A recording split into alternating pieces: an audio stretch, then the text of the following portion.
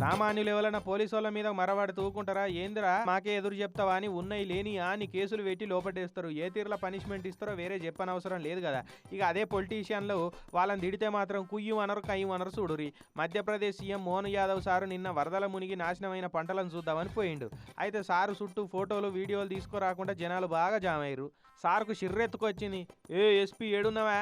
ఏం పడావు చేస్తున్నావు? మందిని కంట్రోల్ చేసే తెలివి లేదా?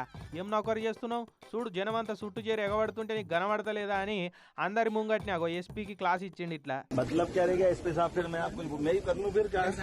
आप बचत में कर लेता हूं। फिर ऑप्शन नहीं बन रहा तो छोड़ो फिर तो हटाओ ना फिर जितना बोला। ఇక ఆయన అట్లా సొట్లు పెడుతుంటే నెత్తి నేలకేసుకొని ఎస్పీ సార్ ఓకే సార్ అని చూసుకుంటా తలకాయ ఊపిండు కానీ మారు మాట్లాడలేదు. मतलब क्या रहेगा एसपी साहब? फिर मैं आपको मैं ही कर लूं फिर क्या? आप बचत में कर लेता हूं। फिर ऑप्शन नहीं बन रहा तो छोड़ो फिर तो हटाओ ना फिर जितना बोला।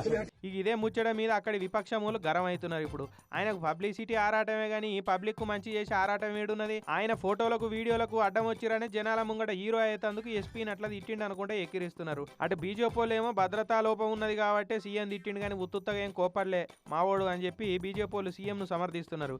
ఇట్లా ఆఫీసర్లను మందిలో తిడితే వాళ్ళ మనోస్థైర్యం ఏం కావాలని పోలీసు వాళ్ళు గుస్సాయితున్నారు. ఇక ఇంకో దిక్కు ఇదే తీరులో పోలీసు వాళ్ళు పబ్లిక్ ను కాని మాటలతో తిట్టినప్పుడు సామాన్యులకు ఉండదా మనోస్థైర్యం అని అటు పబ్లిక్ కూడా సోషల్ మీడియాలో తీరొక్క తీరులో కామెంట్లు పెట్టబట్టిరు. मतलब क्या रहेगा एसपी साहब? फिर मैं आपको मैं ही कर लूं फिर क्या? आप बचत में कर लेता हूं।